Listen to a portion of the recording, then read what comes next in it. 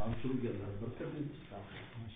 حضرت حاجی صاحب کے پاس آیا, بڑا ہنستا ہوا, حضرت میں نے ڈھولکی نہیں چھوڑی, ڈھولکی مجھے چھوڑ گئی. ڈھولکی مجھے چھوڑ گئی. حکمت کسی کا نام ہے. اس لیے بعض و نصیحت کو دو چیزوں سے پابند کیا ہے, بالموعظت بالحکمت والموعظۃ الحسنہ.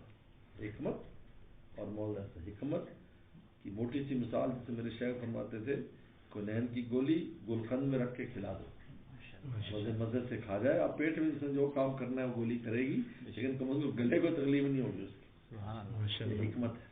اور موعظہ حسنہ اور تاثیر گفتگو کریں جس سے ان کو فائدہ ہو ان کے دل میں جا کے, اس کو موعظہ حسنہ کہتے ہیں. اور پھر اگر جھگڑا بھی ہو جائے, وہ جادل باللتی ہی آسن, اگر جھگڑا بھی ہو تو وہ بھی آسن طریقے سے کرنا ہے. اب یہ تین باتیں ہیں یہ تمام ناصحین کے لیے, واعظین کے لیے. بالحکمہ, ڈنڈا نہیں مارنا, حکمت سے بات. اس کو خلاف طبع بات بھی ہے, لیکن اس کو اس انداز میں پیش کریں کہ وہ خوشی خوشی قبول کر لیں. اس کی میں نے مثال بھی دی کہ حضرت والا فرماتے تھے کونین کی گولی گلقند میں رکھ کے کھلاؤ. موعظہ حسنہ پرتاثیر باتیں لاؤ جو ان کے دل میں لگے, ہاں یار یہ بات بالکل ٹھیک, سامنے آنے والی بات ہے.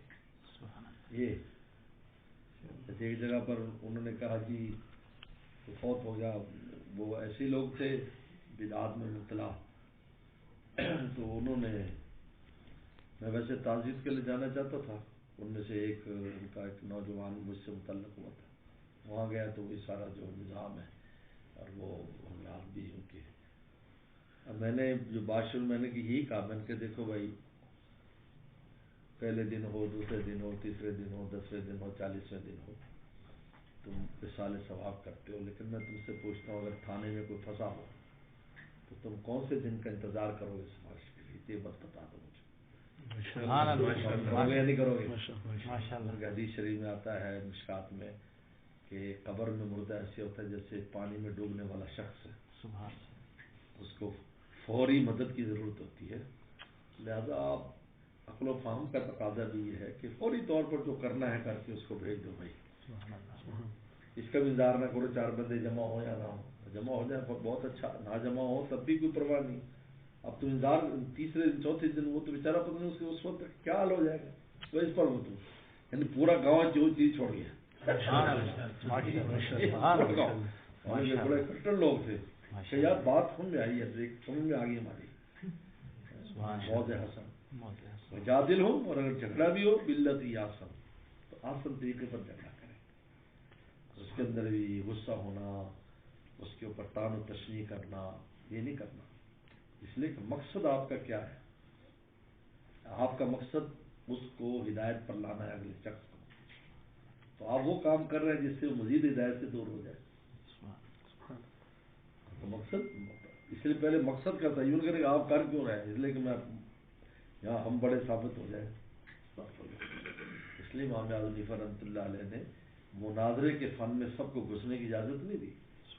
اپنے شاگردوں میں کہا دیکھو اس فن میں نہیں جانا تم نے, یہ بہت خطرناک فن ہے, اخلاص ختم ہو جاتا ہے, وہ آ جاتی ہے نا. اس لیے فرمایا اس میں پیچھے رہو, یہ نہیں کرنا. ہاں جو پکے لوگ ہوں, کاملین ہوں, مخلصین ہوں, ان کے لیے الگ بات ہے. میں عام لوگوں کو منع فرمایا. میں خود بہت بڑے مناظر تھے, بڑے بڑے مناظرے ہوتے تھے حضرت کے, کرامیہ جہمیہ ان سب کے ساتھ ان کے مناظرے ہوئے, بڑے بڑے ان کے اصل بانیوں کے ساتھ ہوئے. لیکن دوسروں کو منع فرمایا کہ دیکھو کیونکہ اخلاص نہیں رہتا, اس میں ذاتی و عناد اور ذاتی وہ چیزیں آ جاتی. تو لہٰذا ان مواقع پر اس لیے میں تو کوئی میدان نہیں چھوڑتا, کوئی میدان خالی چھوڑا جائے نہیں, ہر جگہ پر بات سنا انشاءاللہ فائدہ ہو جاتا ہے. پتہ نہیں ہر جگہ پر ہر طبقہ آتا نہیں ہے نا, مسجد میں سارے طبقے نہیں آتے. بہت سے طبقے ہیں جو آپ کو دوسرے فنکشنوں میں ملیں گے, کاروباری فنکشنوں میں ملیں گے. جو لوگ دکان کے افتتاح اس وقت جو لوگ آئے ہوتے ہیں دکان کے افتتاح میں, وہ تو کبھی مسجد میں بھی نہیں آتے. ایسے لوگ ہوں گے, آپ وہاں ان کو بات سنا دیں, ابھی دیکھو یہ کام کرو, یہ کام کرو. شادی کے اندر جو طبقہ آ رہا ہے وہ مسجدوں میں نہیں آتا. حضرت والد رحمۃ اللہ علیہ سے جب ایک کرنل نے کہا تو صدر ایوبی زمانے میں ان کا کہ سارا مولویوں کا قصور ہے کہ لوگ جو ہے نا چوری ووری چکاری ہو، تم لوگ ہدایت نہیں کرتے. تو جو فوجی تھا تو حضرت والد صاحب تو خیر ان کا تو ایک عجیب انتظام میں تو اللہ ہو تو ان کو کیا سمجھو کھڑے ہو گئے. والد صاحب نے فرمایا کہ جن کو ہم واز کرتے ہیں وہ چوری نہیں کرتے، جو چوری کرتے ہیں وہ واز میں نہیں آتے. ہم باہر جلسہ کرتے تم دفعہ 44 میں گرفتار کرتے، قصور تمہارا ہمارا. سبحان اللہ ماشاءاللہ. پھر فرمایا کہ چرواہے کو لے کر آؤ گاؤں سے، اس کو پوچھو چوری حلال ہے حرام؟ کہے گا حرام ہے. کہ شراب حلال ہے حرام؟ کہتے حرام ہے. زنا حرام ہے حلال؟ کہتے حرام ہے. تو انہوں نے کہا کہ یہ اس کو صدر جم نے بتایا ہے، ہم مولویوں نے بتایا، لیکن اب عمل کرانے کے لیے دندہ چاہیے. اب دندہ تمہارے پاس ہے، دندہ ہم کو تو ہم عمل بھی کرائیں. سبحان اللہ. تو زور سے ایسا کر لیا. شاہ مولانا صاحب پھر ملاقات ہو گئی ہے پیچھے مڑ کے نہیں دیکھا. تو مسجدوں میں ہر ایک طبقے کا قابو آتے ہیں، کوئی کہیں اس زمانے میں تو جہاں بھی جگہ مل جائے بس وہیں آپ مجھے سناؤ، یہ ضرور سنائیں گے. بس اللہ تعالیٰ اس سے لوگوں کو ہدایت دیتا، سمجھ دیتا. کہیں سے کہیں بات چلی جاتی، کہیں بات چلی جاتی. حضرت ہمارے حضرت کے پاس آیا نا ایک آدمی کا، حضرت ہمارے یہاں قریبی ان کی شادی ہے، شریک نہ ہوں تو بہت ناراضگی بنے گی، شریک ہوں تو وہاں تو بالکل بہت خرافات ہے، کیا کریں.